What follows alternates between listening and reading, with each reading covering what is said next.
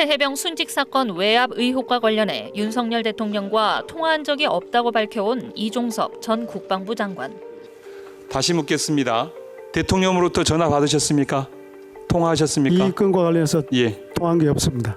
하지만 최근 공개된 통화 기록에 따르면 윤 대통령은 지난해 8월 2일 이 전 장관에게 개인 휴대전화번호로 3차례 전화를 걸었습니다. 또 이날을 전후로 이 전 장관은 대통령실 경호처장을 비롯해 정부 관계자들과 최소 40차례 전화와 문자를 주고받은 것으로 드러났습니다. 이 전 장관의 기존 주장과는 배치되는 증거가 연이어 나온 겁니다. 그러자 이 전 장관의 변호인은 8월 2일 대통령과의 통화 기록은 해병대 수사단장에 대한 항명죄 수사 지시나 인사조치 검토 지시와는 무관하다면서 사실 무근이라는 입장을 냈습니다. 통화한 사실 자체는 인정하지만 혐의자에서 임성근 사단장을 제외하라는 등의 내용은 없었다는 겁니다. VIP 경로설과 관련해서도 공수처가 김 사령관으로부터 경로설을 들었다는 다른 간부의 진술과 녹취 파일을 확보했다는 보도가 나오자 이 전 장관 측은 대통령의 경로를 접한 사실이 없다는 입장을 냈습니다. 경로설 자체를 부인했던 기존의 주장과는 달리 자신이 접하지 않았다는 의미를 강조한 겁니다. 이 전 장관이 증거를 통해 드러난 사실은 인정하면서 구체적인 내용이 없는 통화 목록만으로는 혐의 입증이 어렵다는 점을 노려 법리적 방어에 나섰다는 해석이 나오고 있습니다. SBS 정경희입니다. 공수처는 김계환 해병대 사령관과 해병대 방첩부대장 A씨가 VIP 경로를 전제로 통화를 한 녹취 파일을 확보한 걸로 알려졌습니다. 해병대 내에서 이른바 VIP 경로설을 알고 있었던 세 번째 인물이 나온 겁니다. VIP 경로 이야기를 들었다는 또 다른 해병대 간부 B씨는 SBS에 당시 첩보개통 등을 통해 VIP 경로설이 김 사령관에게 보고됐을 수 있다고 말했습니다. 이종섭 전 장관이나 대통령실이 아닌 경로로 경로설이 전달됐을 가능성도 있다는 겁니다. 수사의 쟁점은 대통령의 경로가 있었다면 어떤 내용인지를 규명하는 데 맞춰지고 있습니다. 특히 경로설의 진원점인 지난해 7월 31일에 무슨 일이 있었는지가 핵심 규명 대상입니다. 이날은 오전까지만 해도 직무 배제된 뒤 사퇴 수순을 밟던 임성근 1사단장이 오후에 돌연 직무로 복귀해 뒤늦게 휴가를 신청했던 날입니다. 이날 오전 11시 VIP 경로설의 시작점으로 추정되는 대통령 주재 국가안보실 회의가 열리고 대통령실 02800 국번의 전화, 이종섭 전 장관의 지시 전화가 잇따른 뒤 직무 배제됐던 임 사단장이 2시간도 안 돼 복귀하게 됩니다. 이후에도 임기훈 대통령실 국방비서관이 이 전 장관과 박보좌관에게 수차례 연락하고 브리핑을 중단시킨 이 전 장관은 긴급히 정종범 해병대 부사령관을 호출합니다. 그 자리에서 정 부사령관은 특정인 수사 언급하면 안 된다는 내용의 메모를 작성한 사실이 항명죄 군사재판 과정에서 공개됐습니다. 공수처는 당시 상황을 규명하기 위해 김계환 사령관 3차 조사를 비롯해 임 전 국방비서관 등 윗선 소환을 검토하고 있습니다. SBS 원종진입니다. 최해병 사건이 경찰로 넘어간 날을 전후해서 지금 이종섭 당시 국방장관이 윤석열 대통령 말고 이 정부 관계자들과 최소 40차례 연락을 취했다. 이런 게 또 확인이 되고 있지 않습니까? 네, 그렇습니다. 그 통화 당사자가 대통령실 경호처장, 네. 그다음에 안보실장, 안보실의 1, 2 차장, 네. 그다음에 총리도 있고 행안부 장관 여러 많습니다. 그런데 어제 말씀드린 것처럼 이렇게 직접적으로 이첩 보류 지시라든지 이첩된 걸 가져오게 하는 과정과 관련돼서 이건 좀 이상하다라고 대단히 직접적인 정황 증거라고 할 만하지는 않은데요. 여하튼 그런 것이 있고 가장 눈에 띄는 인물이 김용현 대통령실 경호처장입니다.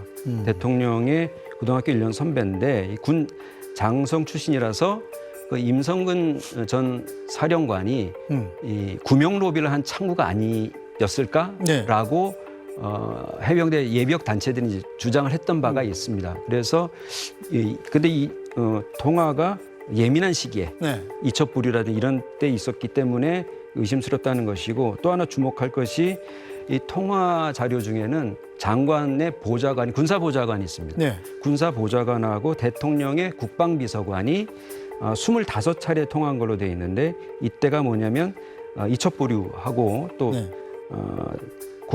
국방부 조사본부의 기록 재검토를 지시할 때입니다. 네. 그래서 이 두 차례 예민한 시기에 대통령과 국방장관의 해당 업무 참모가 통화했다는 것도 사실은 그 내용이 무엇이었는지 확인돼야 되지 않느냐 하는 얘기가 나오는 상황입니다. 네, 자 김기현 부대변인, 그 당시에 대통령실에 근무하지 않았습니까? 네.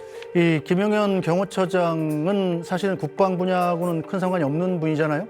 왜 이종섭 당시 국방장관과 그 전에까지 아무 연락이 없다가 그 사건이 일어나고 나서 통화를 하게 됐을까요?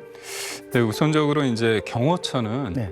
그러니까 소위 말해서 이제 경찰 인력만 가지고 경호 어떤 활동을 하는 것이 아니고요. 군과 같이 경호부대라고 해서 군경 경호부대, 그다음에 통합 경호 작전을 수행하기 때문에 이 네. 군의 김용현, 네. 협조가 필요하다는 얘기인가요? 맞습니다. 네. 김용현 대통령실 경호처장이 군 관계자와 통화를 했다는 게 그렇게 이상하다고 볼 수는 없습니다. 다만 어떤 민감한 시기에 어떤 내용으로 어떤 구체적인 지시를 했는지, 그다음 어떤 얘기가 오갔는지 내용은 아직 수사를 통해서 나오지 않았기 때문에 네. 그러니까 횟수와 그다음에 시간 그런 걸 통해 가지고 저희가 유추를 할 수 있겠죠. 그렇기 때문에 저는 수사 결과를 보고 이 부분에 대해서 좀 얘기하는 게 좀 낫지 않을까 네. 그런 생각이 좀 기다려야 된다. 자, 김수현 평론가 어떻게 보십니까? 김용현 경호처장은 뭐 다들 아시다시피 네. 이 대통령의 충안고등학교 1년 선배입니다. 그리고 군 출신이고요. 자, 그렇다면은 뭐 주장이 나오는 바에 따르면 임 사단장이 이 김용현 경호처장한테 인사민원을 했다.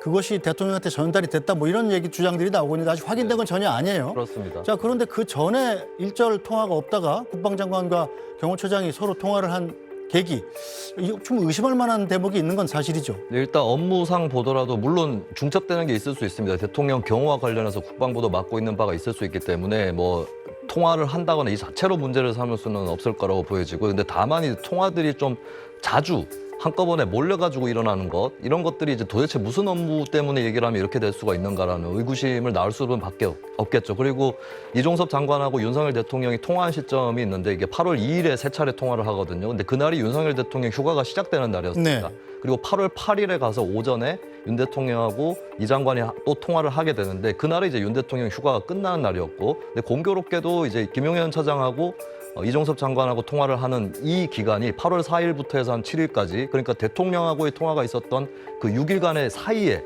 집중적으로 펼쳐지는 그 국면이 있는 거거든요. 그러면 도대체 어떤 연관이 있지 않을까라고 하는 이런 의구심이 더 커지는 거고, 그리고 이제 그 두 사람뿐의 통화가 다가 아니라 이상민 행안부 장관 통화나 문자도 좀 여러 차례 이루어지거든요. 이상민 행안부 장관 이제 경찰 관련한 부처가 행안부이기 때문에 또 의심을 받는 것인데, 예를 들면은 이제 8월 5일만 보더라도 10시 13분에 김용현 장관이 이종섭 장관한테 문자를 보내요. 그리고 다시 이종섭 장관이 2분 뒤에 이상민 행안부 장관한테 문자를 보내고, 그다음에 1분 뒤에 이종섭 장관이 김용현 처장하고 11초간 통화를 하고, 이런 것들이 되게 그러니까 두 사람만 기록을 볼 게 아니라 여러 사람 걸 보면 굉장히 촘촘하게 이루어지거든요. 저는 그런 생각도 들더라고요. 11.6 때도 장관들이 이렇게 바빴을까? 이런 생각까지도 들었습니다. 경호처장하고 다 이렇게 바빴을까? 도대체 무슨 일일까? 이거는 분명히 의구심이 더 증폭될 수밖에 없는 부분이고, 저는 김용현 처장이 가능하면 알리바이라든지 이런 것들까지 동원해서 책임 있게 설명해야 될 사안이다. 여기까지 왔다라고 저는 분명히 판단하고, 어쨌든